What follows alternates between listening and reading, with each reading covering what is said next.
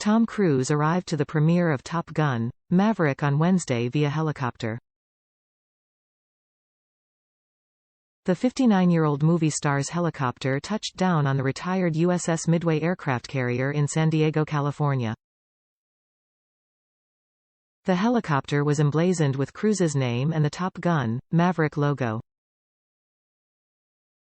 Cruise, dressed in a suit and wearing the infamous aviators, waved to fans as he disembarked the helicopter. Cruise explained to the cameras that it was an honor to be at the movie premiere following coronavirus lockdowns. "But to be here to see you all," Cruise said on the red carpet. "This is the first time I've been on a movie set for years in lockdown and shooting. I am seeing faces again and this is humanity back, you know. It's an honor to be here for me." Cruise also noted the difference he wanted the audience to get between Top Gun and Top Gun: Maverick.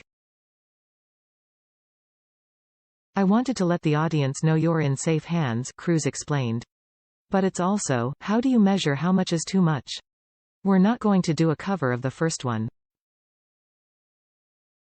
It has to have its own story. I think about it on a shelf. If you pull off Top Gun, the DVD or whatever in your TV, and then you pull off Maverick, they have to be chapters. Not something that is visually and story-wise the same character and same kind of world."